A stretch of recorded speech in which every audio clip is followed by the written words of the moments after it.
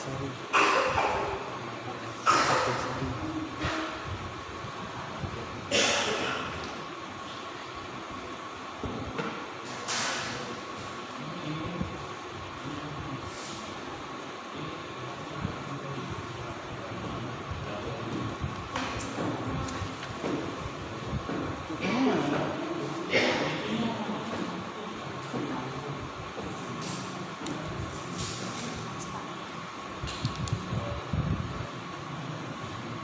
Nggak terlepas kan? Pakai mic ya? Bukan itu dekat. Oh enggak.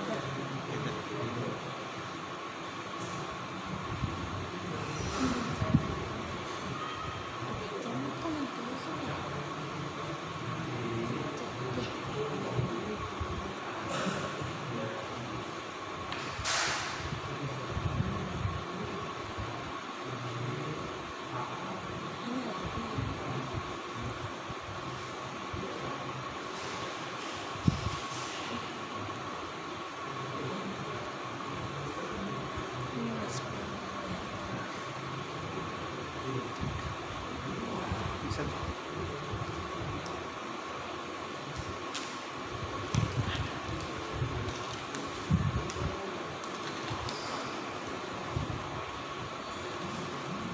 Bismillahirrahmanirrahim.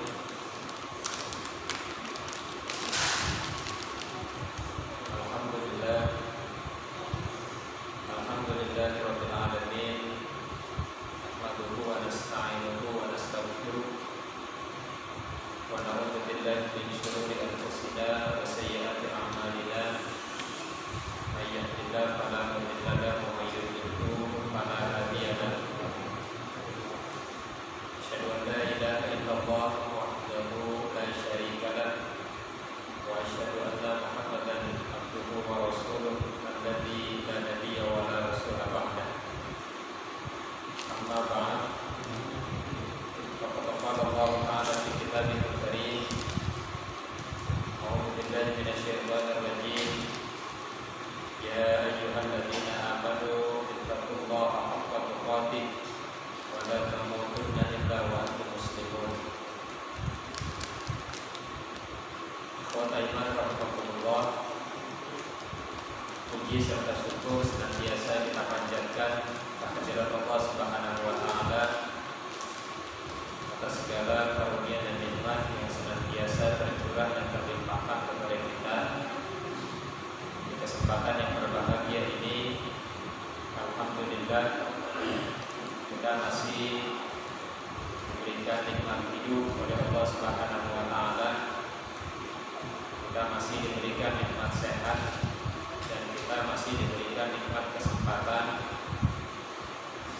dan tiada lain dari keseluruhan nikmat tersebut bukanlah kita diminta untuk mengembalikan nikmat tersebut, tetapi kita diminta untuk senantiasa bersyukur kepada Allah Subhanahu wa taala atas segala nikmat itu yang janji Allah Subhanahu wa taala manakala kita senantiasa bersyukur, maka kenikmatan yang sudah diberikan itu akan ditambah lagi oleh Allah dan ditambah lagi oleh Allah. Namun manakala kita kufur terhadap nikmat yang diberikan oleh Allah, Allah Subhanahu wa taala menyampaikan bahwa sesungguhnya azab Allah sangat pedih terhadap orang-orang yang kufur atau mengingkari nikmat yang sudah diberikan oleh Allah Subhanahu wa taala. Di kesempatan yang berbahagia ini, alhamdulillah dan insyaallah kita akan melanjutkan materi dan juga pembelajaran yang sudah disampaikan pada pertemuan-pertemuan sebelumnya tentang petunjuk hidup berjamaah di dalam Islam, di mana kita sudah sampai kepada bagian bagaimana kita menjaga atau memelihara keutuhan jamaah.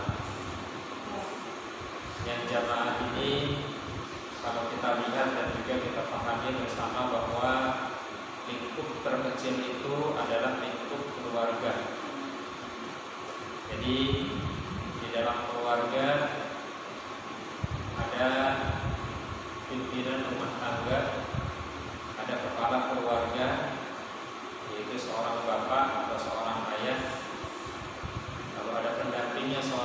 istri, ada seorang ibu, lalu ada anak-anak di sana.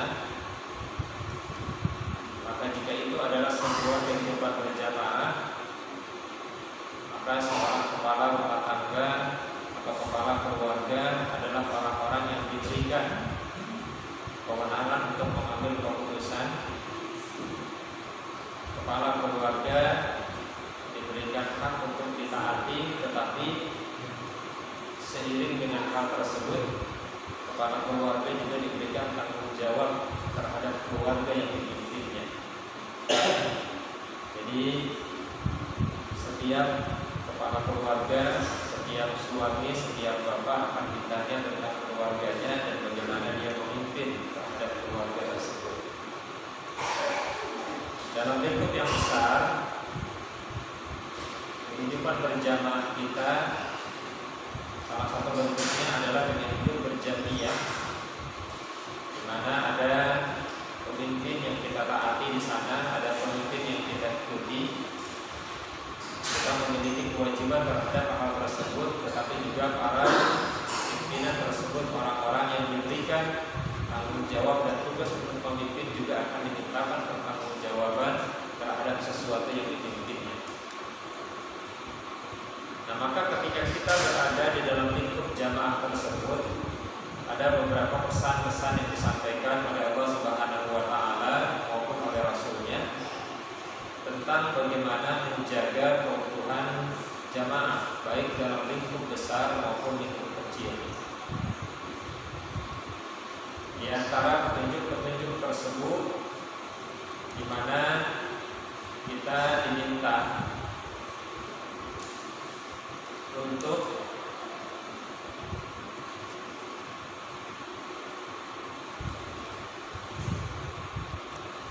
melakukan musyawarah sebagaimana yang dipesankan oleh Allah Subhanahu wa taala di dalam surat Asy-Syura ayat 38 dan juga surah Al-Imran ayat 159, di mana di sini disebutkan oleh Allah Subhanahu wa taala wasyawirhum fil amr. Diperintahkan kepada kita untuk bermusyawarah dengan anggota dalam urusan tertentu, terutama ketika itu menyangkut kepentingan bersama. Di dalam surat Asy-Syura juga disampaikan oleh Allah Subhanahu wa taala wa amruhum syura bainahum. Maka dengan urusan mereka diputuskan dengan jalan musyawarah. Nah, dalam kehidupan kita berjamaah, sebagaimana yang dicontohkan dan diperintahkan oleh Allah Subhanahu wa taala dalam kehidupan berjamiah, maka ketika ada pimpinan, ada anggota, ya maka ketika mengambil sebuah keputusan-keputusan yang itu untuk kepentingan bersama, syura bainahum, kita diajarkan untuk itu. Termasuk juga di dalamnya adalah dalam kehidupan rumah tangga, di dalam rumah.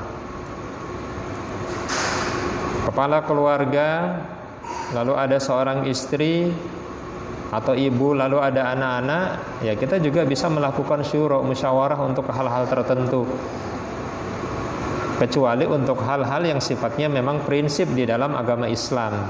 Jadi kalau itu adalah sebuah petunjuk yang disampaikan oleh Allah Subhanahu wa taala dan Rasulnya, itu menyangkut masalah agama, masalah akidah, masalah ibadah, ya tentu saja ini adalah hal-hal yang tidak perlu dimusyawarahkan, karena ini sudah diberikan tuntunan langsung oleh Allah dan Rasulnya. Tetapi untuk hal-hal tertentu, untuk kenyamanan dan kemaslahatan, kita diberikan ajaran untuk bermusyawarah. Nah, lalu yang berikutnya, sebagai sebuah tuntunan yang diberikan kepada kita agar kita dapat menjaga keutuhan hidup berjamaah, adalah senantiasa melakukan tabayun, terutama untuk hal-hal yang sifatnya atau berita-berita yang bersifat negatif. Karena kata Allah Subhanahu wa taala di dalam surah Al-Hujurat ayat 6, A'udzubillahi minasyaitonirrajim. Ya ayyuhalladzina amanu in ja'akum fasikum binaba'in fatabayyanu antusibu qauman bijahalatin fatusbihu ala ma fa'altum nadimin.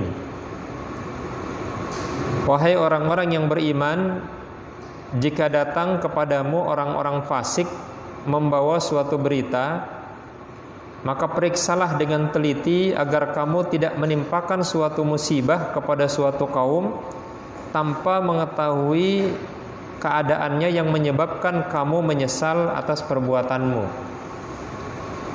Jadi ini perintah Allah Subhanahu wa taala, dan kita perlu memahami secara detail, secara mendalam tentang pesan yang disampaikan oleh Allah Subhanahu wa taala tentang ayat ini.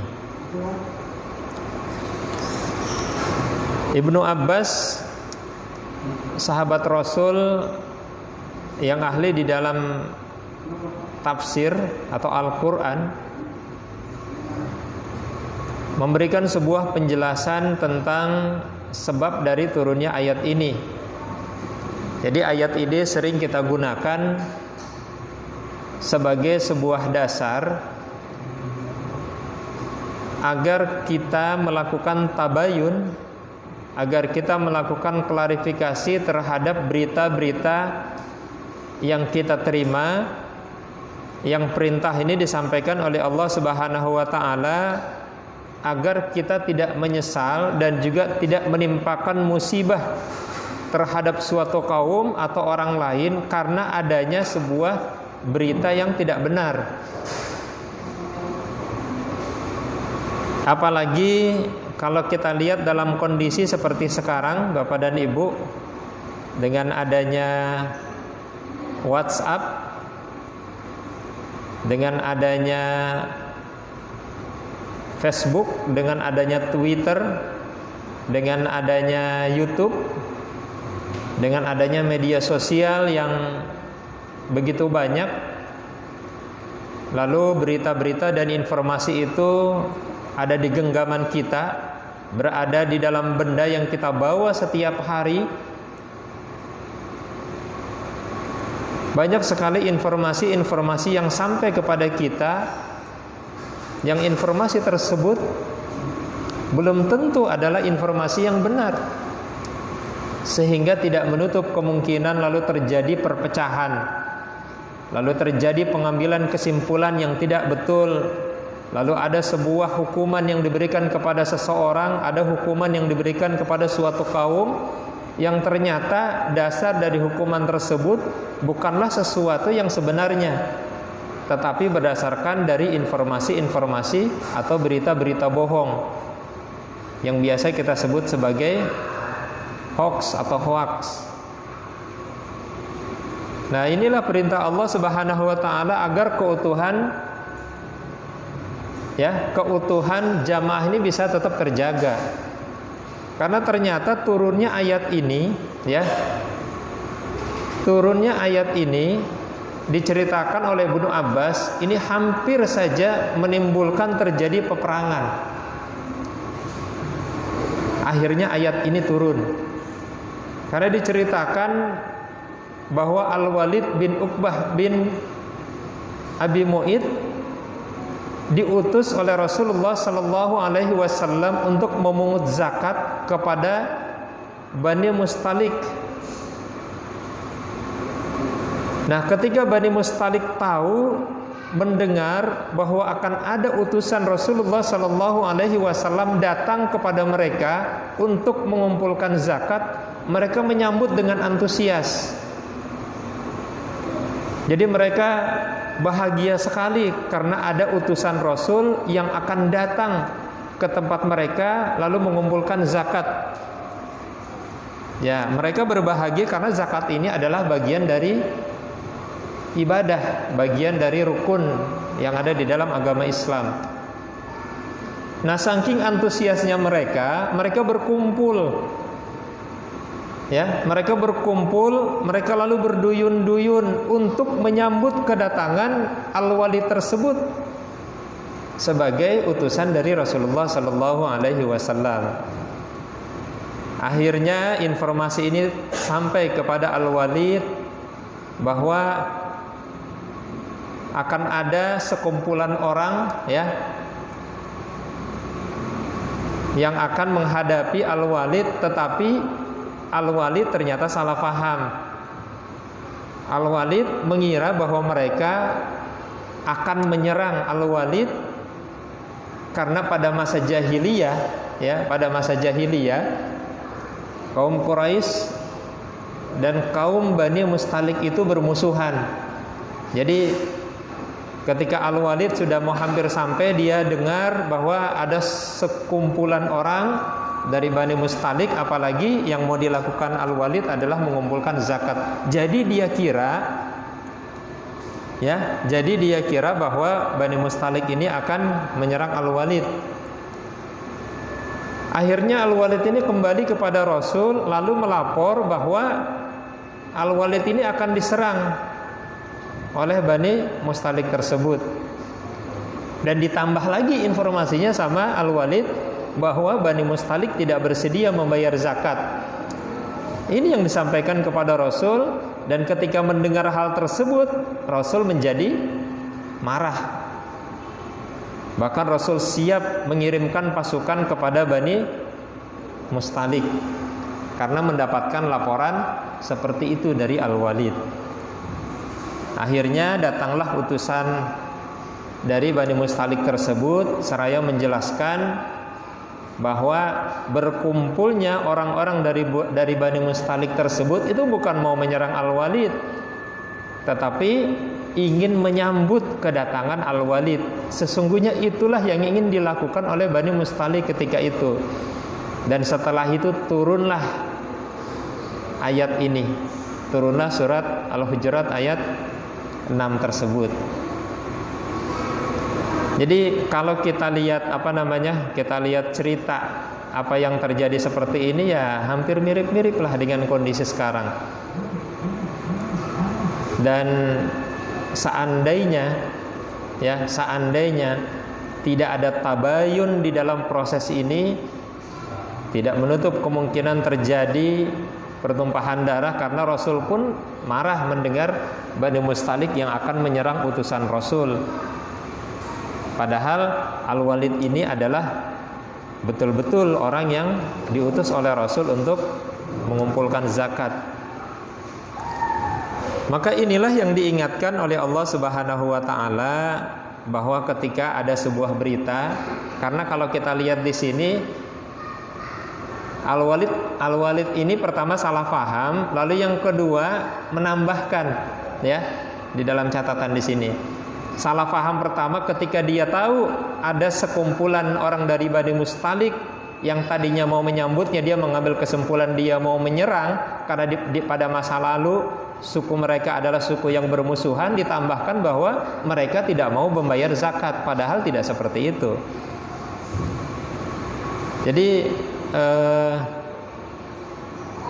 ini yang terjadi pada masa tersebut, sehingga diperintahkanlah kepada Rasulullah Sallallahu Alaihi Wasallam, yang juga pada hakikatnya kepada kita sebagai pengikut Rasulullah Sallallahu Alaihi Wasallam, agar kita bertabayun terhadap segala informasi yang terjadi, segala informasi yang sampai kepada kita.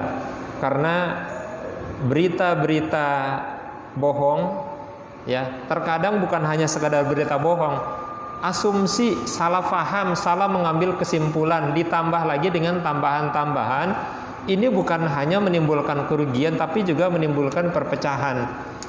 Maka kata Allah Subhanahu wa taala, perintah tabayun ini, ya, agar kita tidak menimpakan suatu musibah kepada suatu kaum, ya, tanpa mengetahui keadaan yang menyebabkan kita akan menyesal dengan perbuatan tersebut.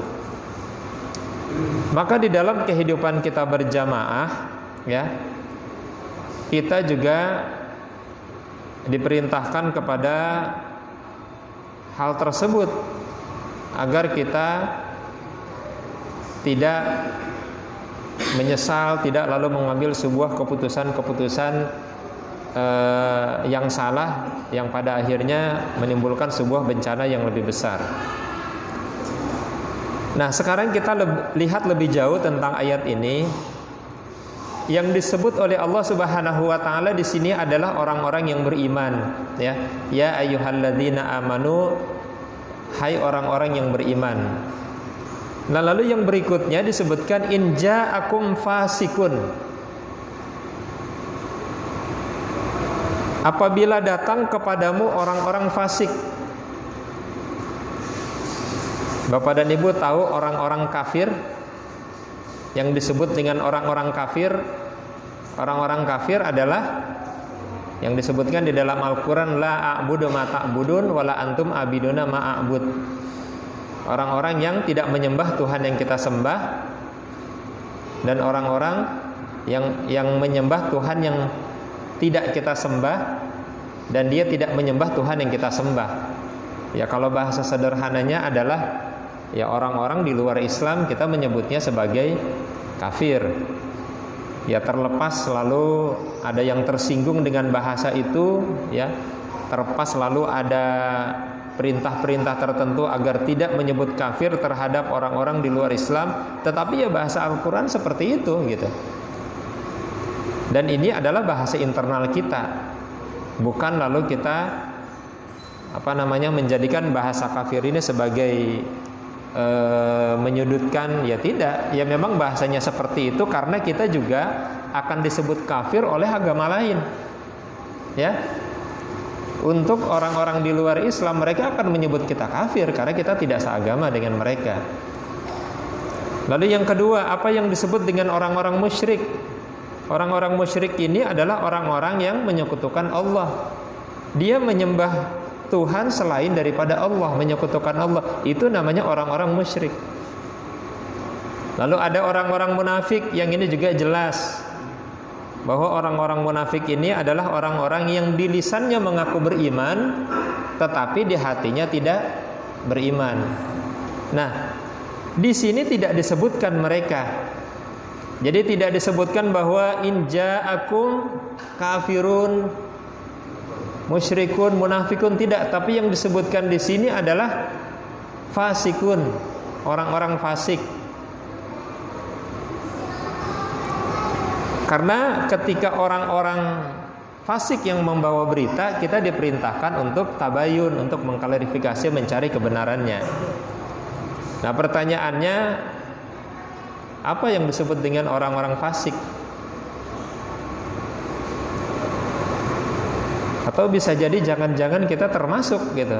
Sehingga ketika kita mendapatkan informasi, kita membawa informasi, kita juga harus, orang juga harus melakukan tabayun terhadap berita yang kita sampaikan. Beberapa pengertian fasik yang disampaikan oleh beberapa ulama seperti Asy-Syaukani dan sebagainya, bahwa fasik itu adalah al-khuruj minat ta'ah, jadi keluar dari ketaatan atau melakukan kemaksiatan. Tetapi fasik ini juga menurut para ulama ada kategorinya. Ada kategori yang berat, ada kategori yang ringan. Yang berat itu adalah orang-orang yang melakukan dosa besar. Tetapi orang-orang yang melakukan dosa kecil juga ada yang menyebutnya sebagai fasik. Dan ada juga yang memberikan sebuah penjelasan bahwa orang fasik itu adalah orang beriman yang melakukan perbuatan dosa. Nah, ciri-ciri orang seperti ini kalau membawa berita itu diperintahkan untuk diklarifikasi dengan cara tabayun. Tadi siapa yang diutus oleh Rasul? Namanya Al-Walid, ya. Al-Walid ini, jadi Al-Walid ini menjadi sebab turunnya surat Al-Hujurat ini. Al-Walid ini hidup bukan di zaman kita, hidup di zaman Rasul. Dan dia adalah orang yang diutus oleh Rasul untuk datang ke sebuah tempatnya Bani Mustalik. Apa yang dilakukan oleh Al-Walid? Begitu dia datang menjalankan perintah Rasulullah SAW untuk mengumpulkan zakat, lalu ada orang berkumpul, dia tidak tanya lagi, dia hanya dengar. Dia mendapatkan berita, ya, dia mendapatkan berita bahwa mereka berkumpul ingin menyerang dia. Lalu dia mengambil kesimpulan tambahan bahwa mereka tidak mau mengumpulkan zakat, Nah, maka kalau misalkan ayat ini turun karena hal tersebut, bisa nggak diambil kesimpulan bahwa yang dimaksud dengan fasikun di sini adalah al-walid?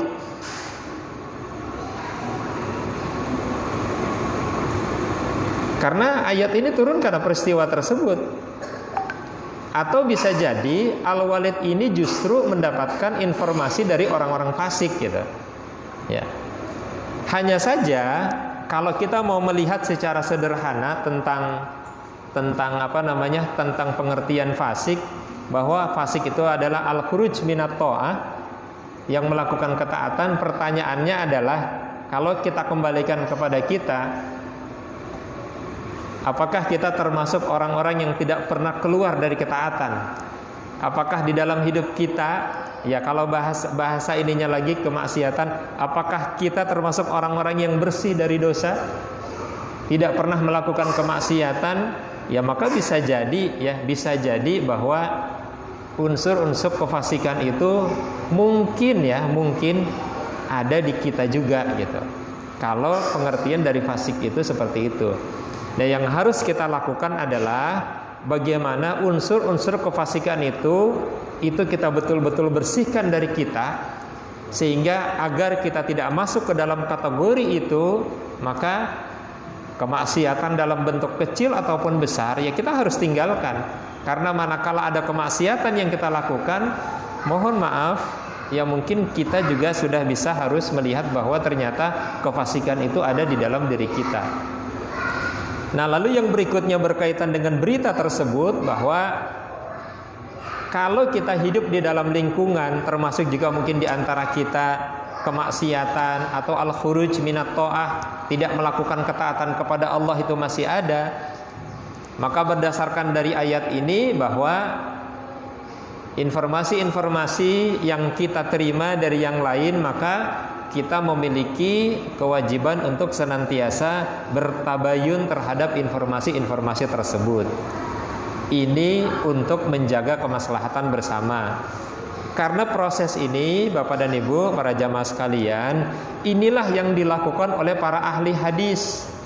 Ya, hadis itu apa? Hadis itu kan berita, informasi bahwa Rasul pernah bersabda demikian, Rasul pernah melakukan demikian, para sahabat pernah melakukan demikian, lalu Rasul menyetujui hal tersebut. Ini kan berita, semuanya informasi ke kita.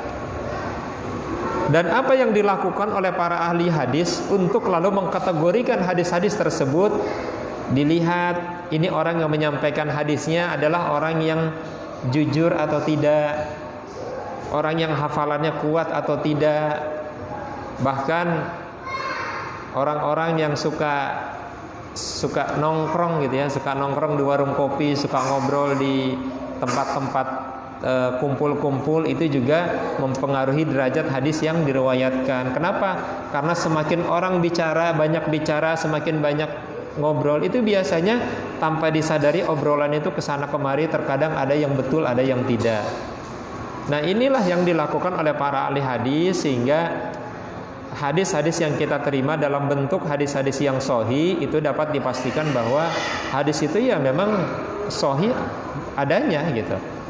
Jadi memang runutan sanad dari Rasul, sahabat, tabi'in, tabi'in sampai kepada para ahli hadis tersebut, ya memang ada sebuah proses pengecekan, klarifikasi, tabayun dan sebagainya untuk memastikan bahwa hadis-hadis itu betul-betul adalah hadis-hadis yang bersumber dari Rasul.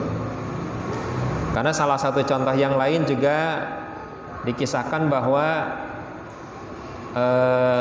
Imam Bukhari pernah tidak jadi mengambil hadis dari seseorang karena ternyata orang tersebut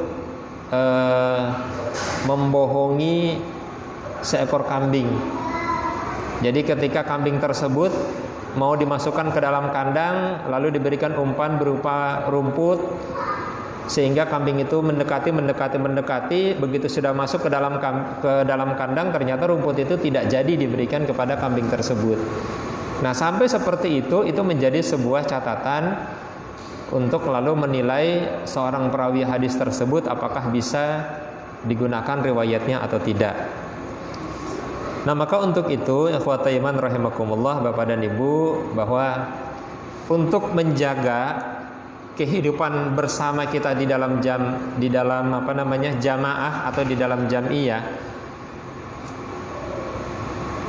ya kita tidak bisa memungkiri bahwa kita adalah manusia biasa, kita beriman, kita adalah manusia biasa, tapi juga berkaitan dengan perbuatan dosa, kita juga orang-orang yang tidak bisa terlepas dari itu. Maka salah satu catatan atau juga salah satu tuntunan yang diberikan oleh Allah Subhanahu wa taala di dalam surah Al-Hujurat ayat 6 ini adalah senantiasa melakukan tabayun, senantiasa melakukan klarifikasi terhadap informasi-informasi yang muncul, sehingga kita tidak hanya sekedar katanya lalu kita memvonis orang lain ternyata informasi itu tidak betul, ya. Apalagi kalau dia adalah seorang pimpinan, dia seorang presiden, seorang gubernur, seorang camat, lurah, RW, RT, lalu mengambil sebuah keputusan, ternyata keputusan itu dasarnya adalah informasi yang tidak betul. Masya Allah, itu akan menimbulkan sebuah musibah. Dan inilah yang diceritakan oleh Ibnu Abbas, hampir saja Rasul itu mengirimkan pasukannya, padahal itu adalah kesalahpahaman, sehingga kita diperintahkan untuk bertabayun. Dalam kehidupan bertetangga juga sama seperti itu. Ada informasi tentang tetangga yang seperti ini ditabayunkan. Karena kalau tidak, inilah yang sering terjadi pertengkaran antar tetangga. Bukan hanya tetangga rumah, ya, tetangga negara juga itu sering. Antara Indonesia dengan Malaysia, gitu. Berapa banyak negara-negara itu yang bertempur itu bukan negara-negara jauh, tapi negara bersebelahan. Armenia dengan Azerbaijan, Indonesia, Malaysia, Pakistan dengan India, Kashmir, ya, itu kan sering terjadi seperti itu. Termasuk juga dalam kehidupan bertetangga, dalam kehidupan rumah, termasuk juga dalam kehidupan rumah tangga bapak dan ibu, suami istri dengan anak-anak. Ada informasi-informasi tertentu, ya, ditabayunkan. Karena Allah Subhanahu wa taala sudah mengingatkan bahwa bahaya sekali kalau ada informasi, apalagi informasinya adalah informasi negatif, lalu kita mengambil keputusan padahal informasinya itu tidak betul. Baik, ikhwata iman rahimakumullah, mudah-mudahan bisa dipahami apa yang disampaikan pada malam hari ini. Ayat ini yang disampaikan oleh Allah Subhanahu wa taala erat kaitannya dalam kerangka hidup berjamaah, ya. Erat kaitannya dalam kerangka hidup bermasyarakat. Karena sampai hari ini dan mungkin juga sampai hari kiamat, perpecahan itu hampir selalu terjadi karena informasi yang salah, informasi yang tidak betul, atau berita-berita bohong. Sehingga salah satu cara untuk menangkalnya adalah dengan tabayun, dengan klarifikasi. Jangan mau kita diadu domba dengan informasi-informasi yang tidak betul. Jangan mau kita mengambil keputusan-keputusan yang merugikan orang lain dan juga merugikan kita karena informasi-informasi yang tidak betul. Maka ya sungguh indah dan sungguh luar biasa, sudah 1400 tahun yang lalu Allah menurunkan ayat ini. Ternyata ayat yang disampaikan ini sangat-sangat kontekstual dengan kondisi yang kita hadapi saat ini. Apalagi dengan adanya handphone yang ada di dalam genggaman kita, mulai dari persoalan-persoalan besar sampai persoalan kita pribadi, persoalan pekerjaan, persoalan rumah tangga dan sebagainya. Itu banyak sekali informasi-informasi yang rumus yang disampaikan oleh Allah Subhanahu wa taala. Jika ada informasi apalagi datangnya dari orang-orang fasik, ya, orang-orang yang masih erat kaitannya dengan al-khuruj minat ta'ah, maka kita bertabayun. Beda misalkan informasi itu dari orang yang mendapatkan gelar al-amin seperti Rasulullah. Atau misalkan sekarang beda kalau misalkan informasi itu datang dari seseorang yang memang kesolehannya sudah diakui gitu. Orang yang kata-katanya itu kita sudah sudah bisa yakin betul bahwa yang disampaikan itu benar. Atau mungkin juga dari orang tua kita yang memang tidak mungkin menyampaikan berita-berita yang tidak betul. Tetapi ketika ini bersumber dari orang-orang biasa seperti kita, bahkan dari saya pribadi sekalipun, alangkah sangat baiknya lalu kita melakukan tabayun, klarifikasi, agar informasi itu bisa betul adanya dan tidak menimbulkan kerugian dan juga tidak menimbulkan penyesalan di kemudian hari dan juga tidak menimbulkan musibah bagi orang-orang tertentu. Itu saja yang dapat saya sampaikan. Aqulu qouli hadza wa astaghfirullah li wa lakum. Rabbana atina fid dunya hasanah wa fil akhirati hasanah wa qina adzabannar. Assalamualaikum warahmatullahi wabarakatuh. Ya, langsung. Sekarang apa nanti? Sekarang aja. Bapak Ibu sekalian, untuk selanjutnya, alhamdulillah pada malam hari ini ada saudari kita yang ingin berikrar masuk ke Islam. Dari itu mari kita sama-sama saksikan pengucapan syahadat oleh saudari kita, dibimbing langsung oleh guru kita Al-Ustaz Muhammad Idrus MAPD. Dari sana aja Ustaz ya? Apa ke dalam? Hah? Oh belum datang? Bisa dulu aja. Sekarang. Kalau nggak ada bisa aja. Ya.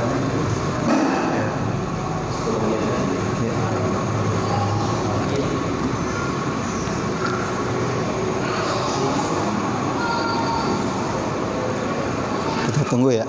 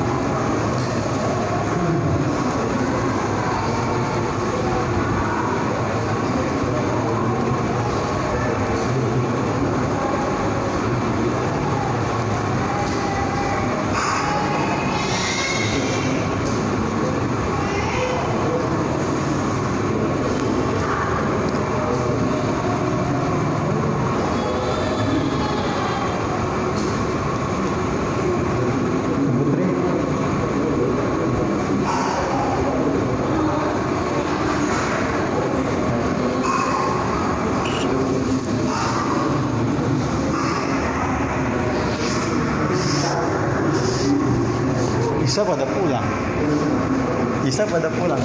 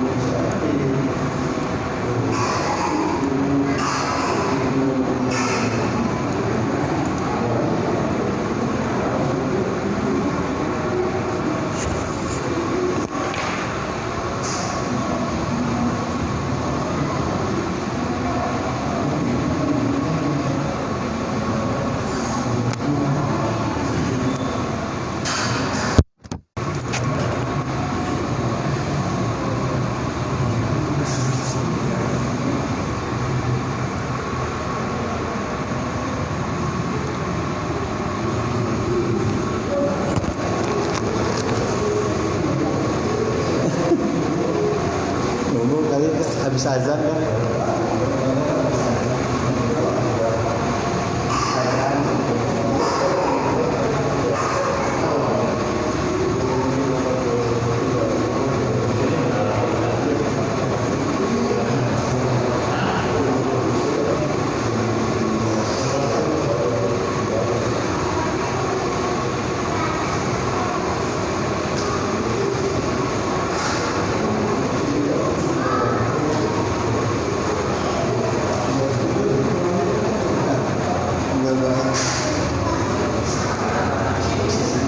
Di dalam apa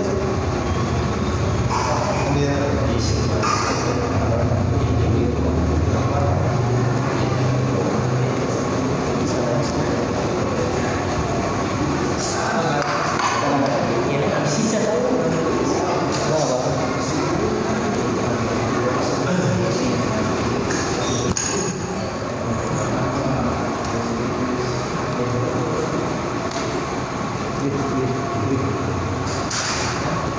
Nggak usah kalian masuk.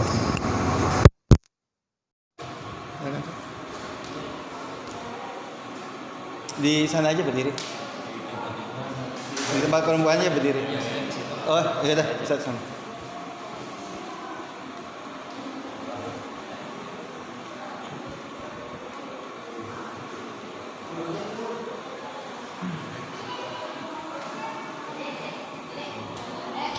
Depan set.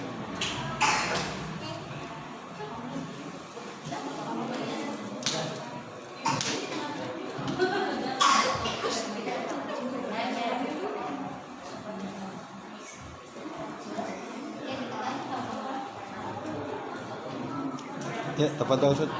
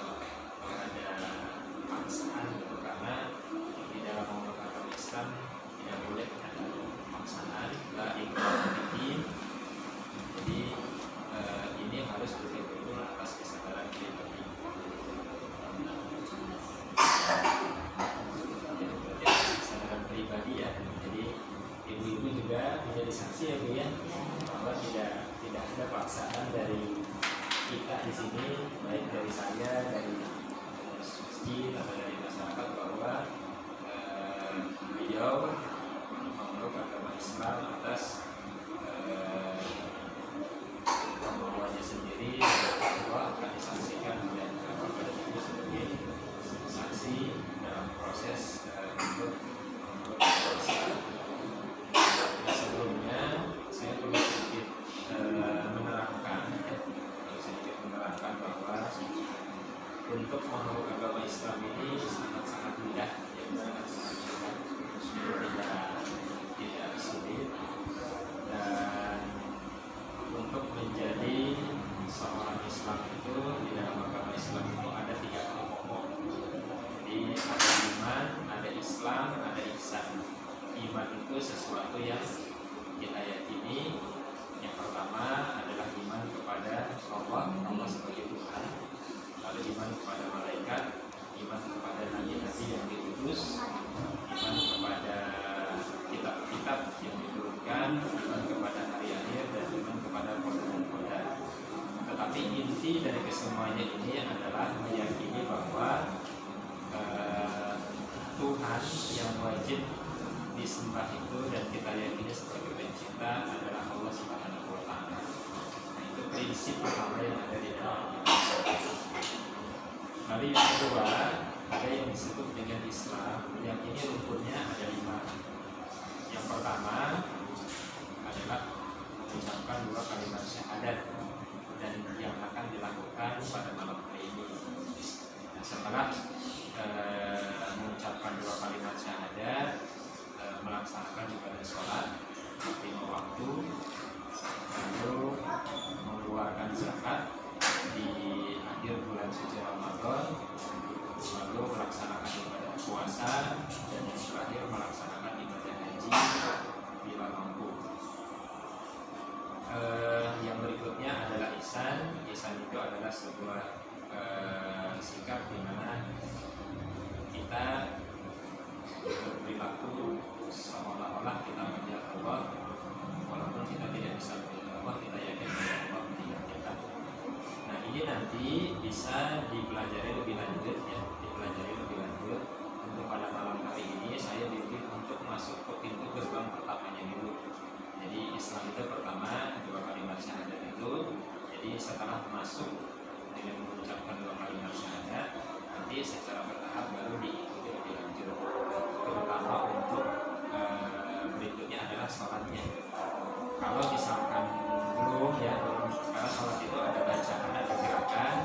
Kalau misalkan belum, ya nanti dipelajari sedikit demi sedikit saja. Islam itu sudah dan nanti akan dibantu dan juga dibimbing oleh orang-orang yang insyaAllah terdekat dari ibu atau mbak nih? Mbak ya. Baik, sudah siap ya? Diikuti saja. Bismillahirrahmanirrahim. Asyhadu alla ilaha illallah wa asyhadu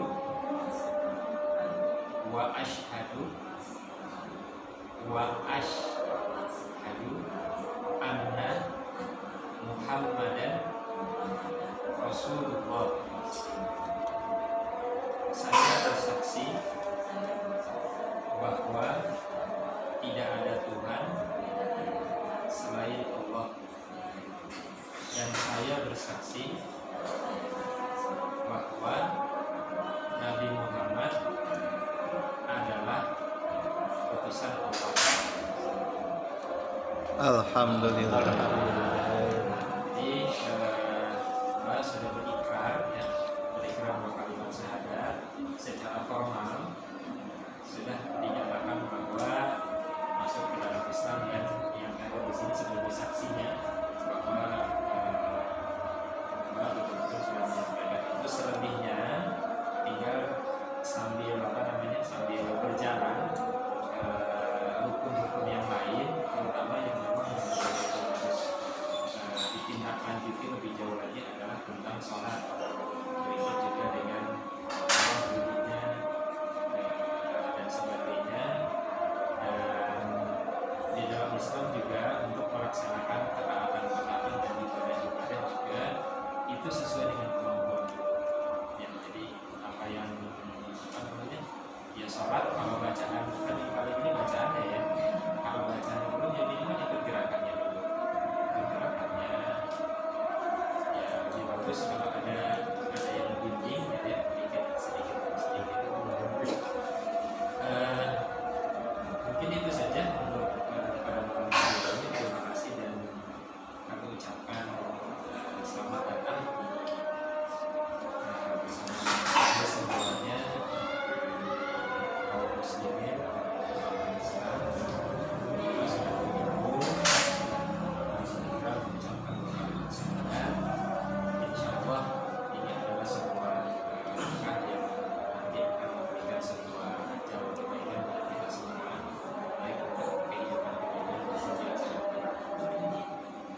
kasih kepada Bapak dan Ibu juga yang sudah hadir dan juga sudah menyaksikan.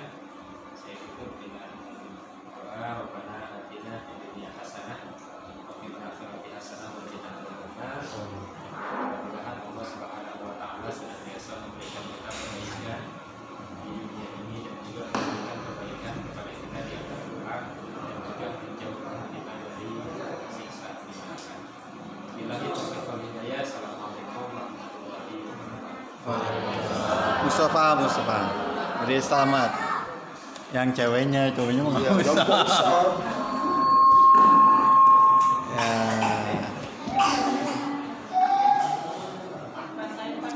Materi. Oh, materai tanda tangan ditempel.